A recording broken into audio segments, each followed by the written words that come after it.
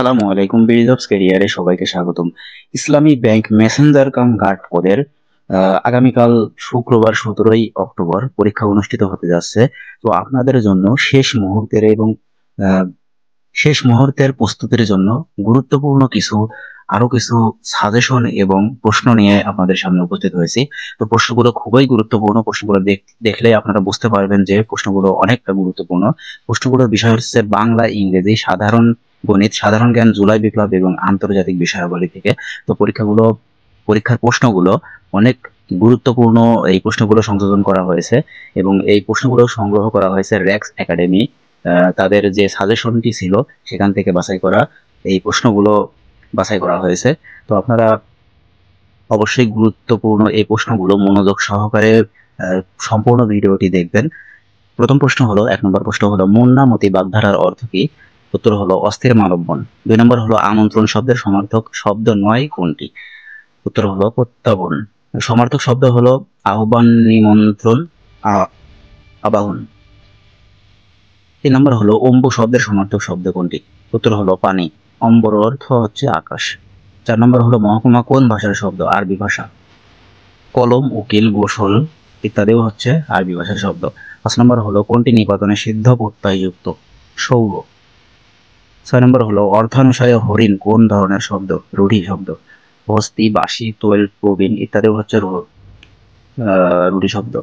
7 নম্বর হলো বাংলা বর্ণমালায় পূর্ণমাত্রা, অর্ধমাত্রা এবং মাত্রাহীন বর্ণ কতটি? তো বাংলা বর্ণমালায় পূর্ণমাত্রা রয়েছে 32টি, অর্ধমাত্রা 8টি এবং মাত্রাহীন হলো 10টি বর্ণ রয়েছে।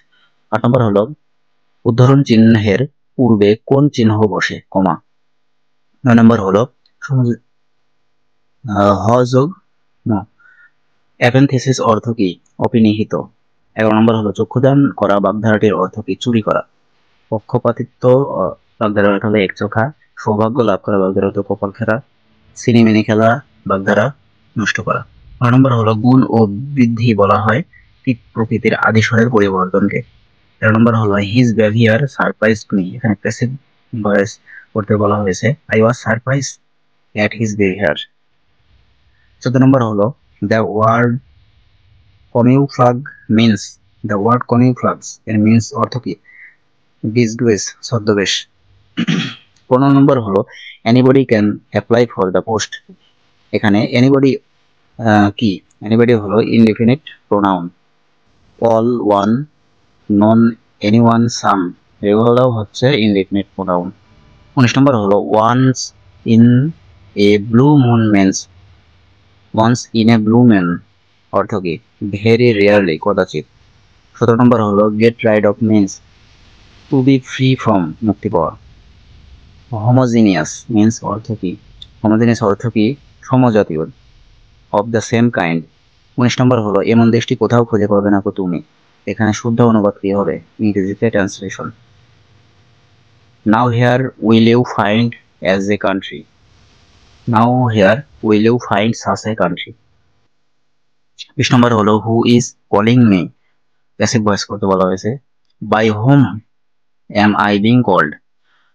21 নম্বর হলো a speech full of too many word is a verbose space, কথা পূর্ণ বক্তব্য। 22 নম্বর হলো the adjective from the word study is studious, অধ্যয়নশীল। 23 নম্বর হলো the verb of word economy is economise, মিতব্যয়ী হওয়া। 24 নম্বর হলো a person whose head is in the cloud is a day dreamer, আকাশ কুসুম কল্পনাকারী বা দিবা স্বপ্ন দেখা ব্যক্তি। 25 নম্বর হলো শব্দটি কেটে দাও, অনুবাদ করো, পেন থ্রো দ্য লাইন। 26 নম্বর হলো 39 সংখ্যাটি নিচের কোন সংখ্যাটির 65%? উত্তর হলো 60। এরপরে হলো একটি ক্রমিক সমানুপাতের প্রথম ও তৃতীয় রাশি যথাক্রমে 3 ও 17 হলে মধ্য সমানুপাতিক নির্ণয় করো। উত্তর হলো 6। 28 নম্বর হলো দুটি ক্রমিক স্বাভাবিক সংখ্যার বর্ণের অন্তর 17 হলে সংখ্যা দ্বয়ের যোগফল কত? উত্তর হলো 17। 29 নম্বর হলো প্ল্যাটফর্মের দৈর্ঘ্য 200 মিটার, 250 মিটার একটি ট্রেনকে অতিক্রমে যে দূরত্ব অতিক্রম করবে তা হলো, এটা কত দূরত্ব অতিক্রম করবে? 550 মিটার। 33 নম্বর হলো বঙ্গবন্ধু স্যাটেলাইট 1 কোন দেশের সহায়তায় নির্মিত হয়? উত্তর হলো ফ্রান্সের। 34 নম্বর হলো বাংলাদেশের প্রথম ফিশ ওয়ার্ল্ড অ্যাকোয়ারিয়াম কোথায় অবস্থিত? কক্সবাজারে। 35 নম্বর শেখ হাসিনা সেনানিবাস কোথায় অবস্থিত? লেবুখালী, পটুয়াখালী। 40 নম্বর কচু খেলে গলা চুলকায় কারণ কচুতে থাকে ক্যালসিয়াম অক্সালেট, উপাদান হলো লৌহ। 37 নম্বর হলো লিসুসিয়াস আগ্নেয়গিরি কোথায় অবস্থিত? ইতালিতে। 38 হলো ইউয়ান। ইউয়ান কোন দেশের মুদ্রার নাম? চীনের। এখানে আপনাদের একটা বিষয় বলে রাখি, এশিয়া মহাদেশের সবগুলো দেশের মুদ্রার নাম আপনারা মুখস্থ করে যাবেন, অর্থাৎ কোন দেশের কোন মুদ্রা, এগুলো অবশ্যই কিন্তু এখান থেকে একটি প্রশ্ন আসে। 39 নম্বর হলো বায়ুমণ্ডলে কোন গ্যাস সর্বাধিক পরিমাণে থাকে? নাইট্রোজেন। 78.02%। 40 নম্বর হলো বাংলাদেশের সবচেয়ে প্রাচীন জনপদ কোন? আপনাদের যদি এই ভিডিওর পিডিএফ প্রয়োজন হয় তাহলে ডেসক্রিপশন বক্সে আমি পিডিএফ এর লিংক সহ দিয়ে দেবো, যেন আপনারা শেষ মুহূর্তে এই প্রশ্নগুলো করে প্রস্তুতি নিতে পারেন। এবং আমার পূর্বেরও একটি ভিডিও দেওয়া ছিল যেটি আমি সাজেশন দিয়েছিলাম, তো সেই ভিডিওর এবং সেই সাজেশনেরও লিঙ্কও আমি দিয়ে দেবো। তো দুইটি লিঙ্কই এই ভিডিও ডিসক্রিপশনে দেওয়া থাকবে, আপনারা অবশ্যই এই ভিডিওর ডেসক্রিপশন থেকে লিঙ্কটি ডাউনলোড করতে পারবেন, আমি অ্যাক্সেস দিয়ে রাখবো। পুনর্বর্ধন।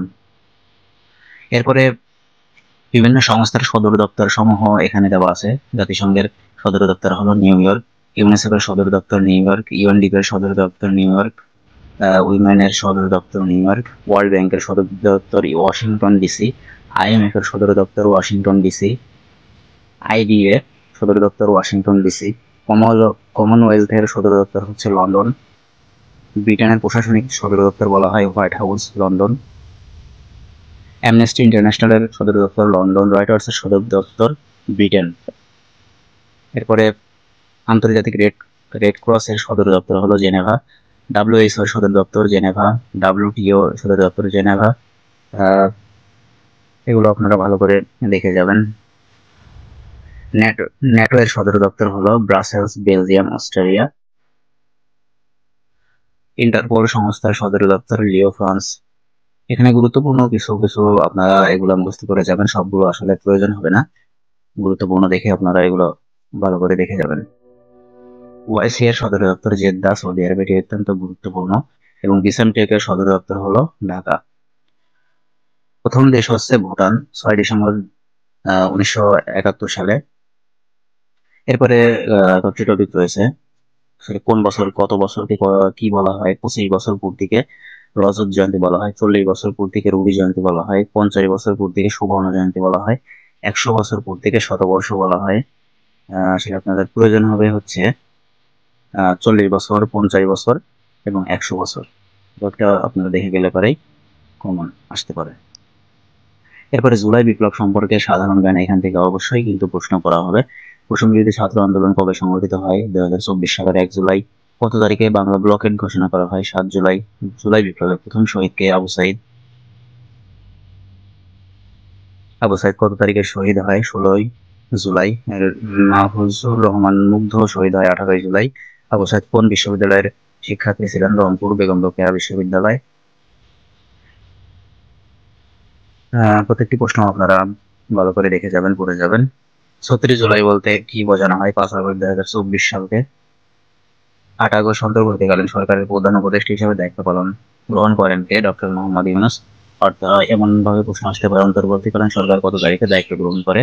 8 আগস্ট 2024 সালে।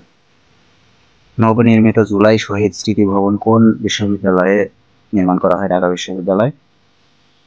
এবং সর্বশেষ যে 15 জানুয়ারি 2025 সালে জুলাই গণ অভ্যুত্থান শীর্ষক একটি গ্যাজেট প্রকাশ করা হয়। এখানে শহীদের কতজন তালিকা প্রদান করা হয়? 834 জন। তো এই ছিল হচ্ছে আপনাদের জন্য আজকের গুরুত্বপূর্ণ কিছু ইসলামী ব্যাংক মেসেঞ্জার কনভার্ট পদের সাজেশন সাজেশন বলতে পারেন এবং প্রস্তুতির সহায়ক বলতে পারেন, শেষ মুহূর্তের গুরুত্বপূর্ণ কিছু টপিক। তো আপনারা যদি চান দেখে পড়ার জন্য এর পিডিএফ আমি হচ্ছে এই ডিসক্রিপশন বক্সের লিঙ্কে দিয়ে দেবো, অবশ্যই দেখে নেবেন।